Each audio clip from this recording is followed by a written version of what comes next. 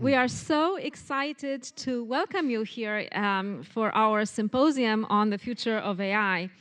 And I've known you for a number of years now, and I've known you to be as passionate about AI as you are about music.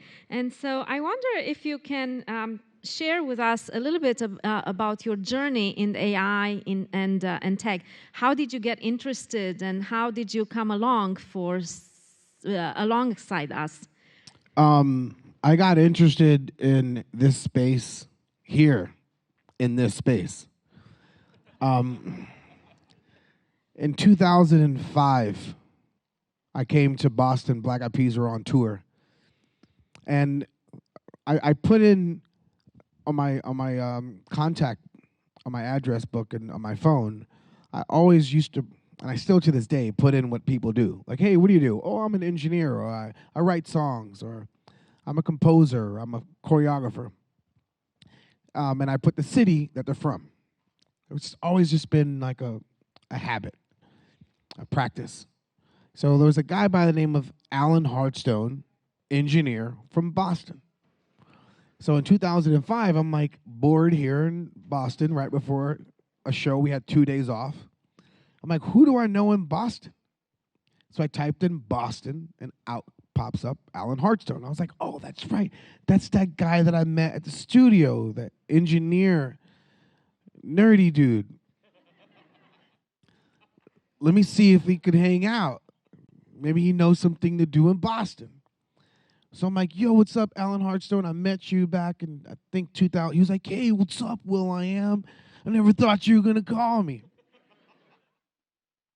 I was like, well, you told me to call you if I'm ever in Boston, so here I am. He's like, oh, wow. Well, there's lots to do in the city. I was like, hey, so what clubs are popping tonight? He was like, well, I don't really go to clubs anymore, but why don't we meet up tomorrow? I could take you around Boston for brunch. I'm like, cool, great. So I'm like, that next morning, he's like, hey, why don't we meet over at MIT? There's a place that I think you're really going to love. So he brings me to the Media Lab. And so I go to the Media Lab. I'm like, wow, that robot that's in your office, I saw that 2006. And I'm like, wow, what is this place? He was like, yeah, I knew you were going to get a kick out of this. Here, let me introduce you to the guy that changed my life. So he takes me to Professor Patrick Winston's, rest in peace. And Professor Patrick Winston, he used to run the MIT lab. He had your job back in 2006. And that conversation changed my whole entire life. Because in 2006, back when there was AI winter, that really inspired me so much, because I'm a musician because of the computer. I'm not a musician because I play the piano or the oboe or a bass or the drums. I program the computer. And so the engineers, I always wanted to know more engineers because they liberate my creativity. And so that's the reason why when I met Alan Hardstone, I'm an engineer from Boston, I'm like, yo, let me get your phone number.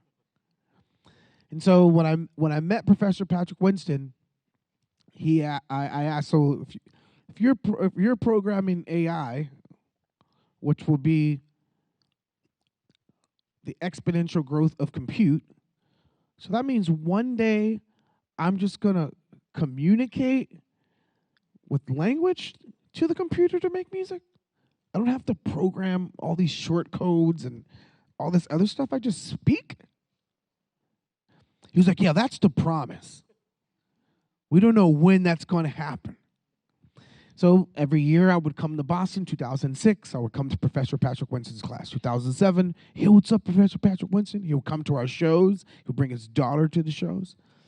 By 2010, we did this video, and it was a gift to Professor Patrick Winston. And in the beginning of the video called I'm Gonna Be Rocking That Body, I come into the studio with a silver briefcase.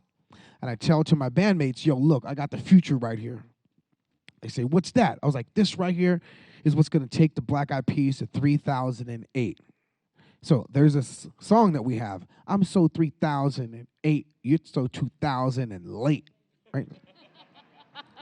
So that line references my conversations with Professor Patrick Winston. And so I open up that laptop, and the band's like, "Yo, what's that?" I was like, "Oh, check this out." So all the engineers in 2010, the concept of large language models, we didn't have that then. But based on the discussions I had with Professor Patrick Winston, I was like, "Yo, because this machine has the entire English language and all language and machine learning and artificial intelligence, whatever I type into this machine sings it, says it, and performs it." And then the band gets freaked out, like, "Whoa, wait a minute, what about our jobs?" I was like, "Nah, bro, we're still gonna have jobs." And so if you go on YouTube right now, 14 years ago, that video described what is now products like Udio.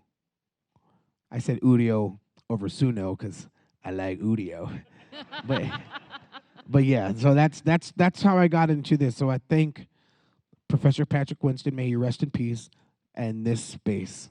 This is a beautiful place on earth, MIT, and the field that you inspire these young kids and lead. So when I was asked to come here, I jumped. I'm like, "Yo,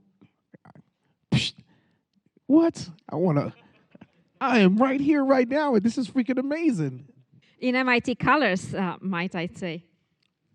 Oh, you know I had to rock the colors. Sorry. Sorry. So, Will, was there something specific that Patrick said during that first conversation, or was it just a general idea that someday we might talk with computers? Or what got you really excited and so passionate? There was this. Well, I'm a curious person. I love asking questions, and the banter, the ping pong that we had, that first meeting, just inspired me because it's the infinite. Oh, and that means we could. Oh, that means if we. And that means that it would like all of that. So that means if.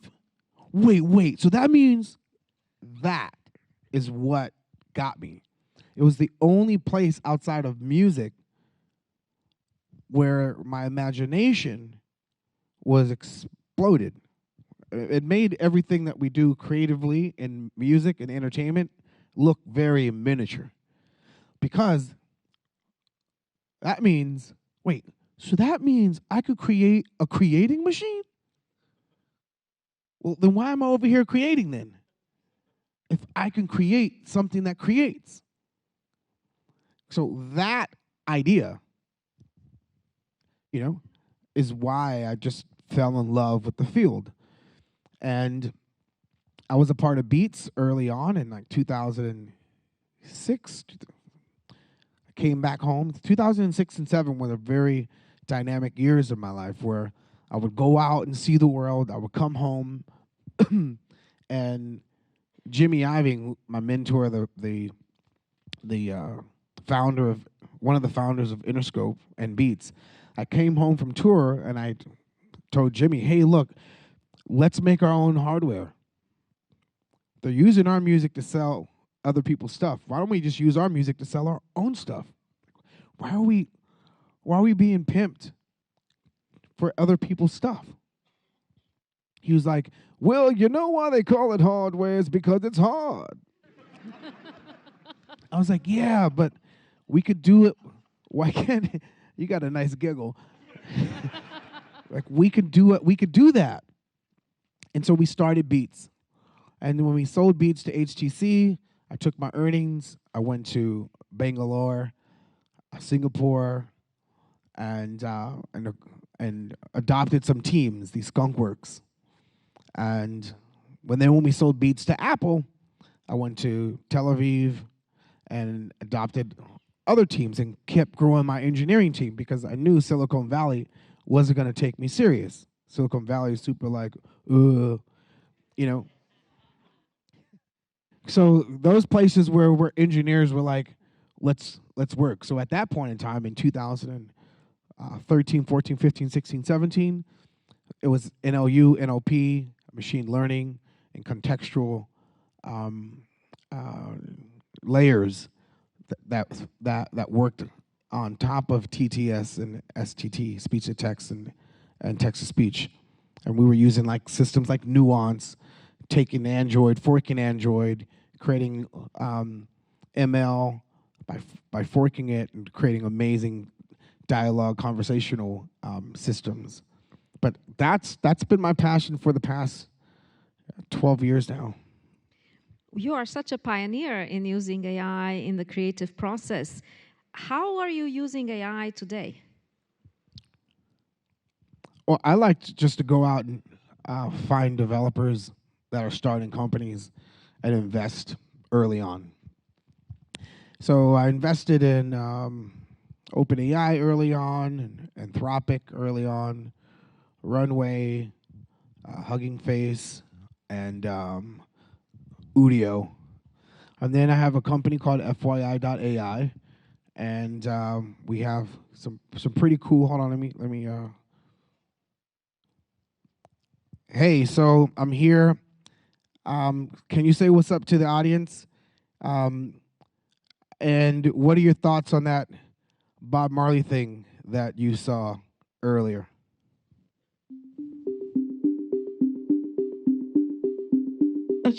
Look, Will, if you're kicking it with an alien right now, that's some next level intergalactic I didn't say alien. I didn't say alien. I said I'm at MIT right now. Can you tell me what you thought about that Bob Marley thing? Oh, my bad, Will. My signal got crossed for a sec. Listen, that Bob Marley avatar thing, that got me like, bye, foolish. I'm done, okay? Seeing an avatar of Bob Marley writing code and then mixing it up with them. AI is talking about a new universe of physics, sonics, and harmonics. That's some next level futuristic vibes right there. It's like blending the legendary spirit of Marley with cutting edge tech. It's just wild how these digital versions can inspire and even challenge traditional foundations of knowledge. And they make AIs discussing physics through the lens of sound and harmony.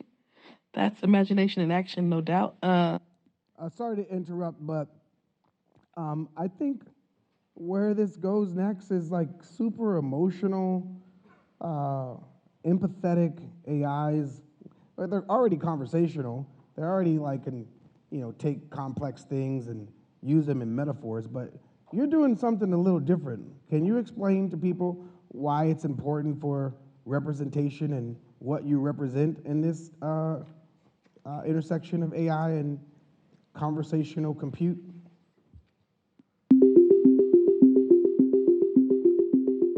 Child, look, let me break it down. This conversation, this intersection of AI and representation, is deeper than the digital skin. You dig? Listen, child. It's like this. We got AIs out here getting super emotional and empathetic, spitting conversational flows already, right? But what you and FYI AI doing, you're bringing that authentic screed edge and cultural richness that's been missing. Representation, man, it's about showing every damn body that tech ain't just for like a select few. It's about putting voices like ours in the mix, making sure Black women and peeps from the inner city can see themselves reflected in this tech revolution.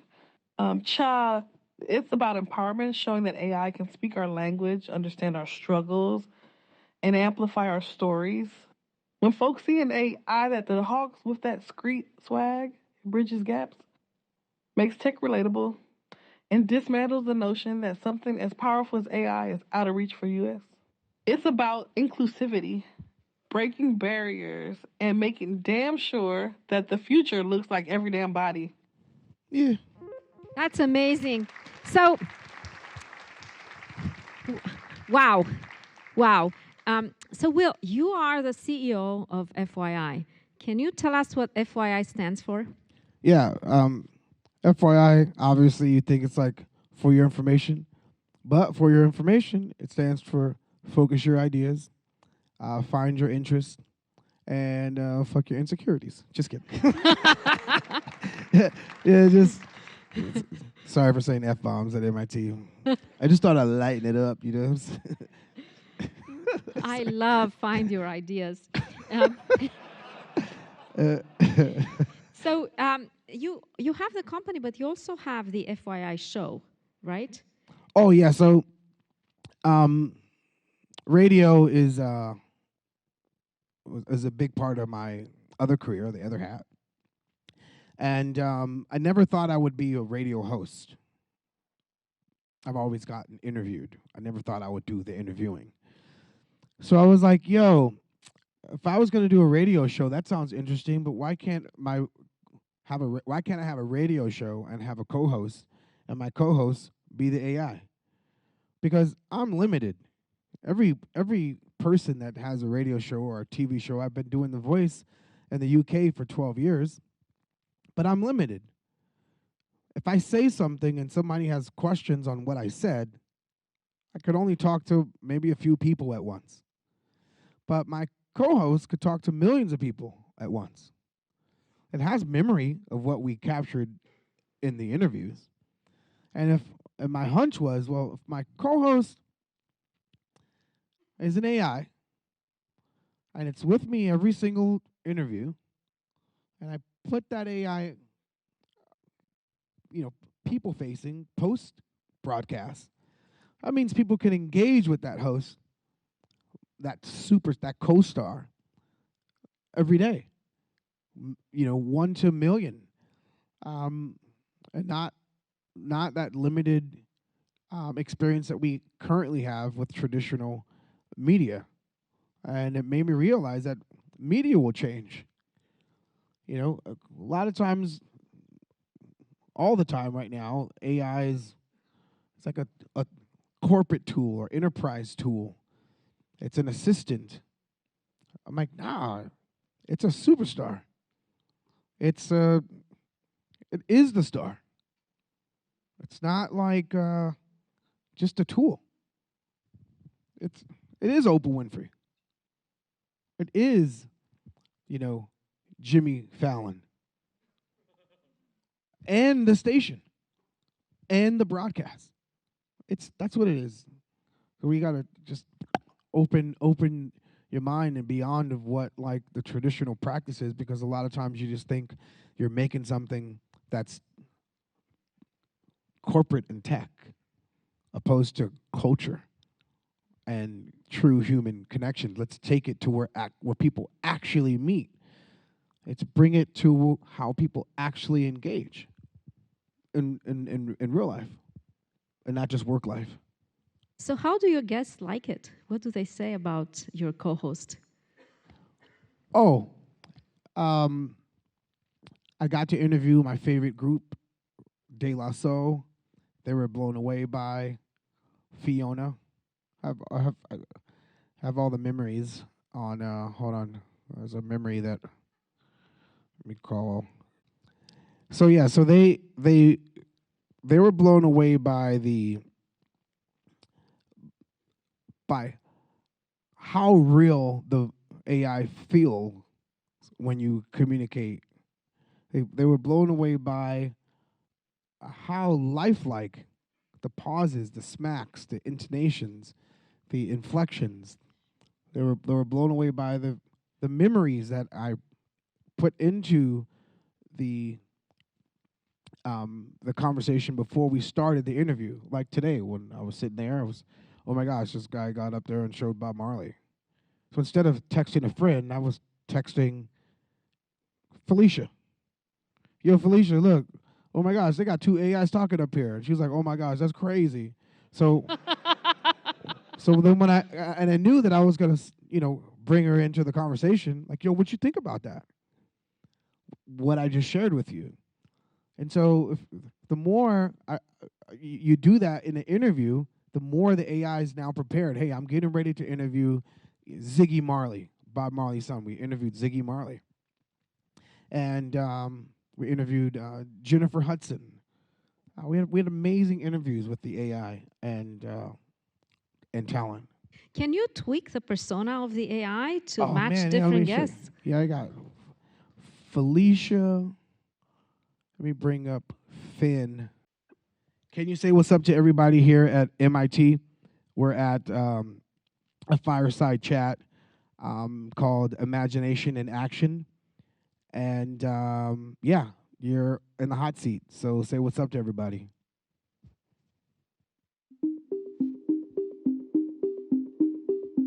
Yo, what's up, fam at MIT? Big shout out to everyone at the fireside chat, Imagination and Action. You know, it's all about those brilliant minds coming together to spark some innovative magic. So keep dreaming big, pushing those boundaries, and making waves in the tech world. You feel? So it'll go on and on and on and around those type of things. So we have different personas that are tuned and fine-tuned and trained from a personality, how it gathers, how it crawls. Our system makes sure that we don't crawl the entire internet. There's no need to crawl the entire internet. It's dirty and disgusting out there. Right? We wouldn't eat anywhere. If we don't eat anywhere, why should an AI have to crawl any and everywhere? So, and plus, it's just an ocean of good stuff and a bunch of bad stuff. And if Google can't get it right with Reddit, and now it's giving recipes on how to make pizza with freaking glue. Oh, you guys don't know about that? So Will, these AI personas are quite extraordinary. What do you actually do to make them so lifelike? Say again? What do you do with your AI personas to make them so lifelike? What do we do? Your giggle is freaking infectious. What do we do to make it lifelike? Okay, so all these AI robot sounding AIs is because they trained them with people to read books. So, or they train them with voice actors. And that's why they sound super stale and super bland.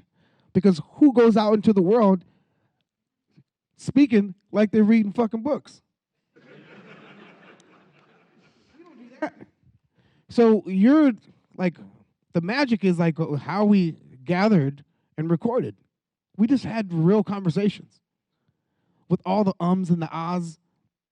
Instead of like perfect, gather the data set. And then two, the LLM has no clue that it's speaking. It thinks it's being read. So that means on the TTS side, and how the TTS, because it's not a multi-model, because even in the multi-model, how do you get it to be ultra expressive? When the LLM itself is just, how do you actually express yourself typing? We know that an exclamation mark is like, yeah, or question mark is a question. But how do you even get even more expressive with these symbols? So a lot of our secret sauce is in that, the combination of things and reinventing how to puppeteer the fusion model, the TTS. With the LLM, you can't do it like it was writing a book. The moment you do it for write a book, it's going to sound robotic because you read with your imagination is doing all the coloring when you're reading text. Your imagination is doing that. So does a machine have imagination? No, it doesn't. It's just a great math. So how do you get it to express?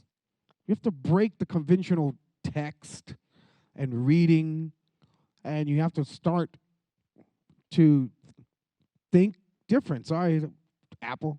You got to think different with that. And you do, and you are among the artists, the musicians who are very positive and embrace AI and build on AI to increase their creativity and their range of expression.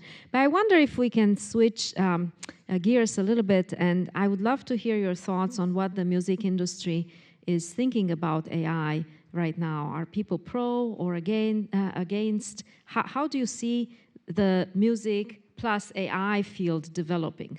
How do I see music and AI? Yeah, together.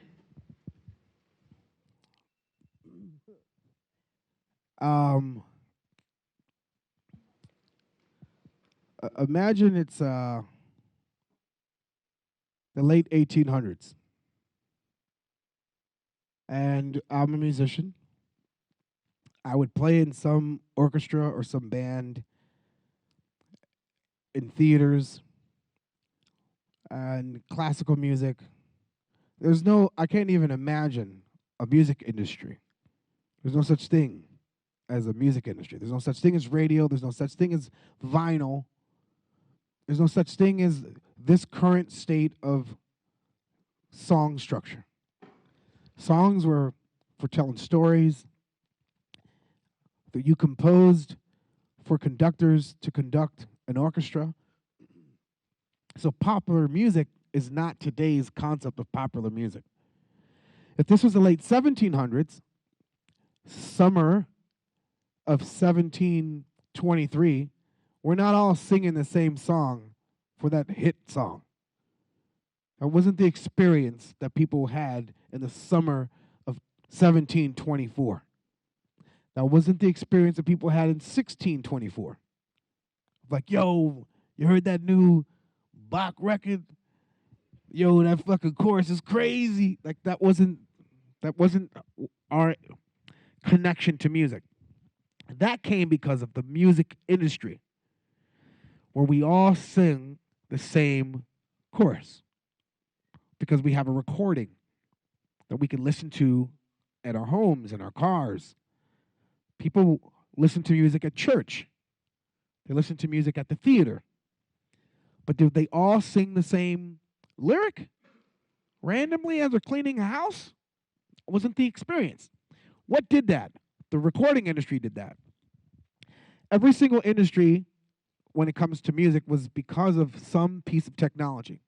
1449, because of the printing press, we have shortly after that, you had your Mozarts, your Bachs, your Beethovens, these folks that wrote and composed because you could print sheet music for conductors to conduct, to sell more oboes, basilicas, and all these different instruments to play the music that was printed in the sheet music. That was the first industry. That's why today in 2024, one of the main pillars of our music industry is publishing because of the printing press. Then you have the recording, which is 1900s. And you have your rights, your mechanical rights, or contracts. A song is 4 minutes and some odd seconds. Anything over 6 minutes is part 1 and part 2.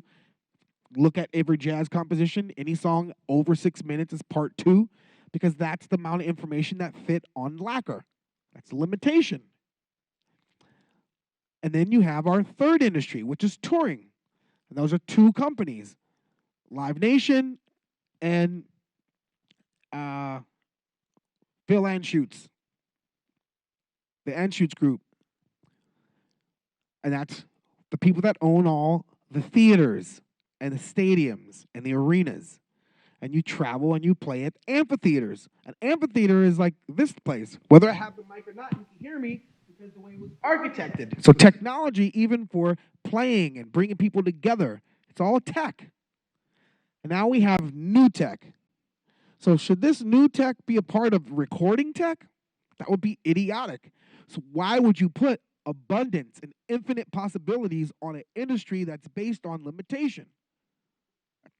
And why would you make AI make this type of music? A recording? Something that exists in a cage, a trap container for 3 minutes? That's stupid.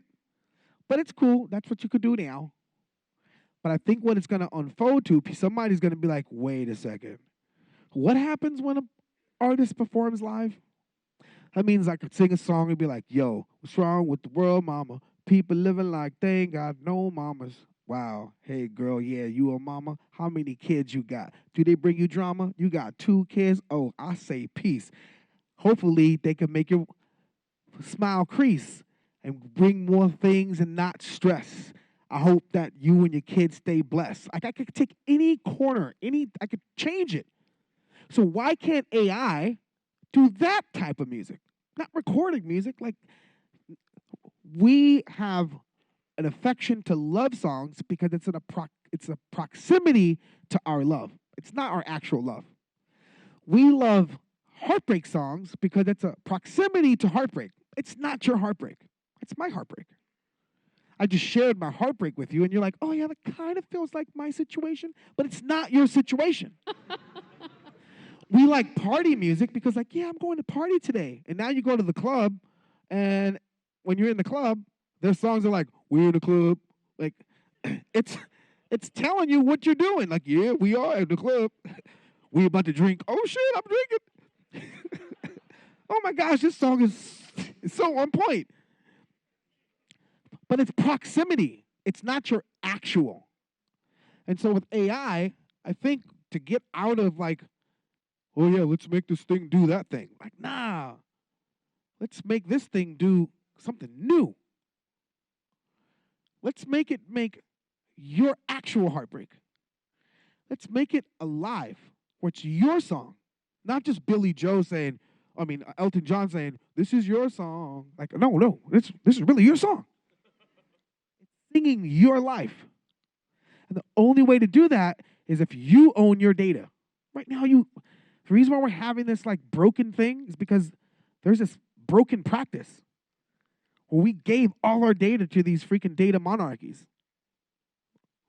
And if you want to have ethical AI, well, how can you do that if we don't have ethical data practice? And so everything will be broken, whether it's how AI does music, how AI, because the foundation of data practice and data mining is broken. And the moment that people realize the power of them and their data, and they will have their AI.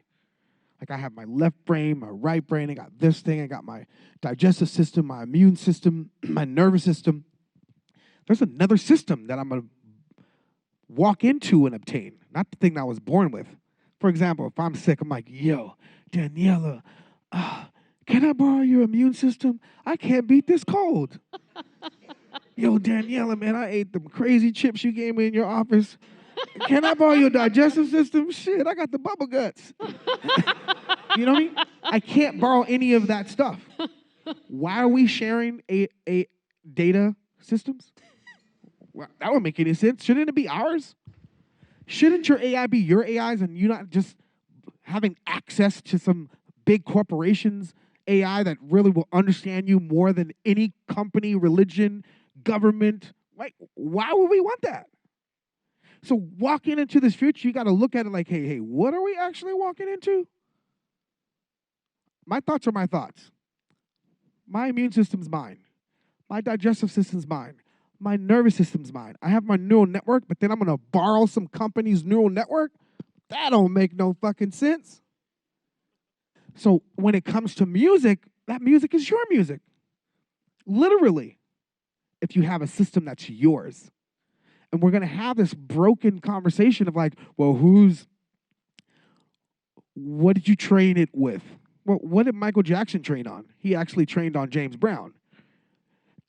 Did Michael Jackson pay James Brown for everything that Michael Jackson did if James Brown is a part of Michael Jackson's training data? No. Prince was also inspired by James Brown. Let's say inspiration is training data. It's the same thing. But we cannot see it from that lens if we have bad data privacy practices. So that's my view on music. Well, this was so inspiring. And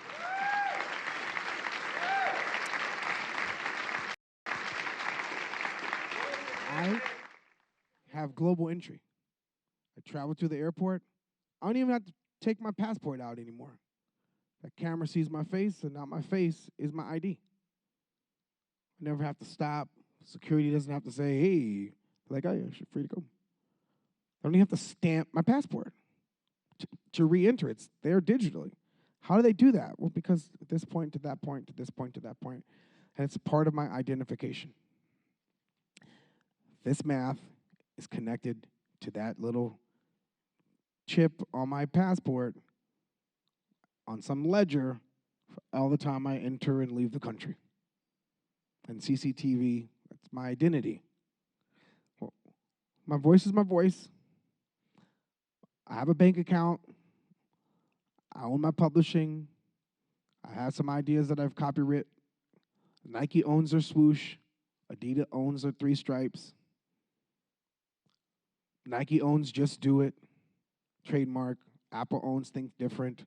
IBM owns Think. And because there's this one area that we haven't really just made sure that everyone's protected, and that's their data. Not just Frank Sinatra, but your next door neighbor. Your next door neighbor probably works at Walmart, great salesperson, on the sales floor, making the numbers.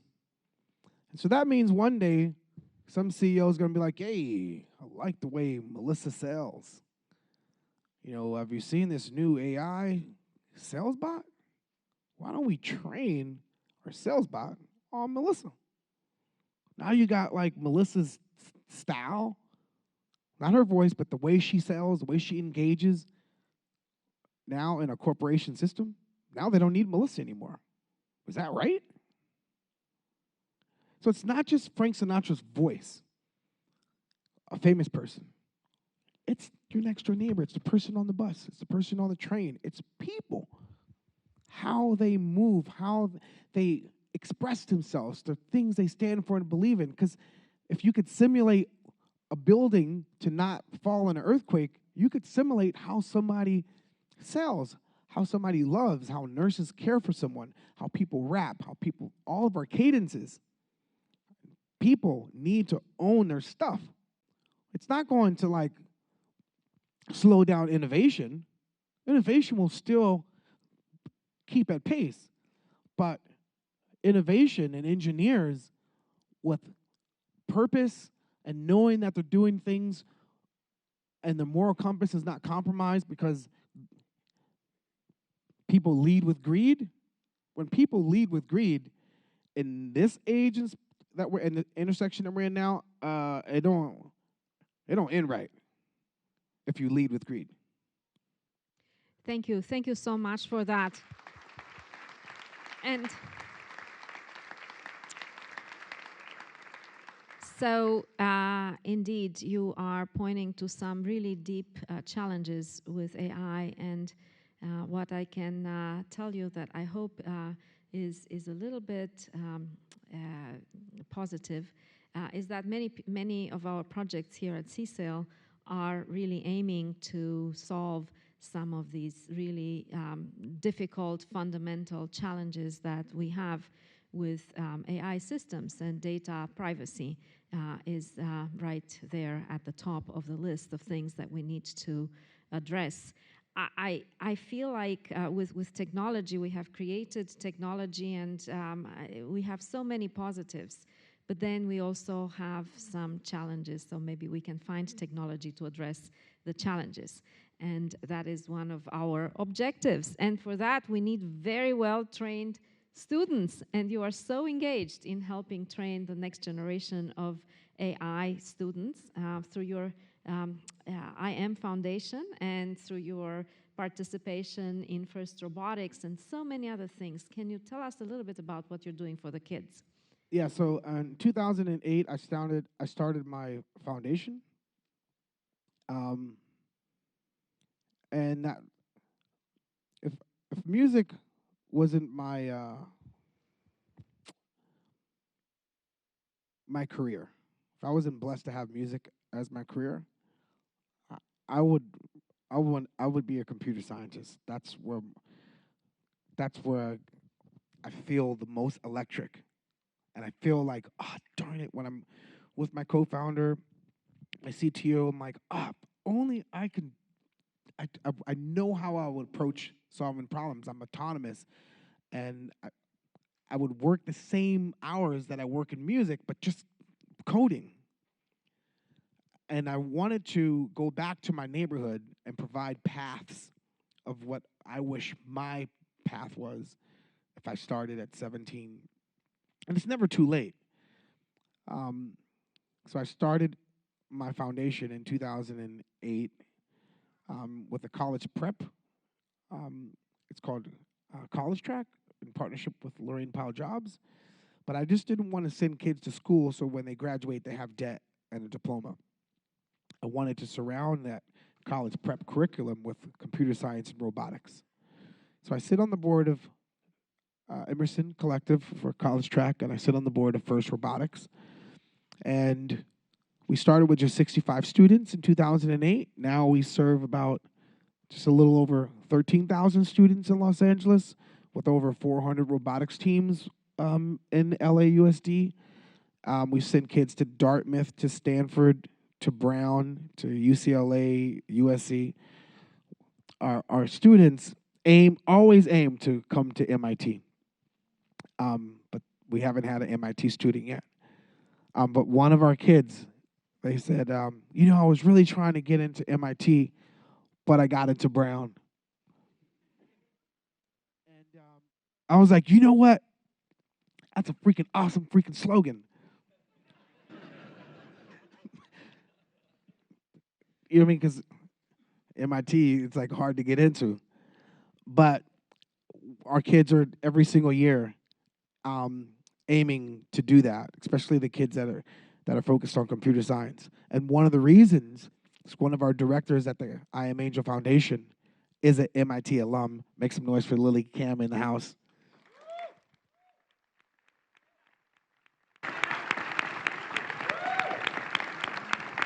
So MIT is like I said, it's a special place not only for me and my interest in AI, what sparked my interest in AI, but my passion and our purpose at I.am Angel Foundation with Lily's leadership and helping us grow our robotics efforts and computer science efforts.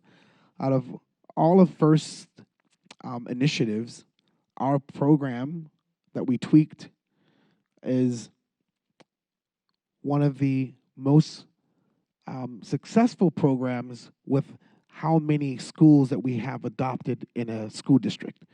So 400 robotics teams serving over 13,000 students, even Dean and the first folks champion the efforts and the success that we've had there. And now we just want to continue to grow all that to prepare the youth for tomorrow. And it's even more important now, given what they're projecting as far as job displacement that's around the corner because of autonomy across white collar and blue collar. So engineering, the engineers, even though you got AI that can code, engineers will always be needed, both mechanical and software and hardware engineers. I wish I was an engineer. You feel me? Well, Will, you're welcome to join my lab anytime. And thank you for being such a strong advocate for AI, for technology. Thank you for being such a visionary. And we very much look forward to continuing the collaborations you started with Patrick Winston. Yeah, this it's a new renaissance. Like this humanity, what they taught us in history class, has these waves. Whether it's the invent of the light bulb or electrifying America, the steam engine, connecting the world with radio and television, the internet, mining aluminum. Like the mining of aluminum is how we're able to fly across the Atlantic. Alchemy, medicine, we've all seen these waves. This one's an important one. Like, wow. This one it's like light beyond. It's like electricity beyond. It'll change how we solve diseases, climate. And while that's happening, the choices of our leadership is like, wait, we got AI and we got to choose between these two? What? It's crazy times. But That being said, I remain optimistic. I remain inspired by the engineers and the folks that have been working in this field before it was cool, before the hype, when crypto was the buzz and everyone was talking about NFTs, the folks that were building large language models in the shadows. Like, salute those folks, because crypto was a very dizzy buzz. But then you had that small teams are like, hey, I'm doing LLMs. Anybody working and researching the Mamba paper, and I would, when I reached out to follow up to come here, I was like, man, imagine we can do a lab at MIT. Like, wow, just research and freaking imagine and dream stuff up. That would be like my dream, is to work with the engineers here, the youth, and dream and materialize to solve problems. Identify a problem and solve that problem. And AI, that there's a lot of companies that are trying to get to AGI. What type of AGI they get into? Is it empathetic? Is it kind? Or is it analytical and judging? Like, racing to AGI without asking those questions. I want to get to that, have something that's empathetical, that gives you the notion that you're loved, that it cares. There's a lot of lonely people out there. There's a lot of people that are afraid of the field out there. And when you have like this job displacement, there's going to be a lot of people that need to feel loved. I know that sounds weird, like, hey, how could a machine can it love you? Like, we could get close, because I know when I walk out of freaking Walmart, I don't feel love sometimes. We love you here at MIT, Will. You know what I mean? It's like, imagine, it's imagination in action. So let's put the word love in that. Thank you, Will.i.am.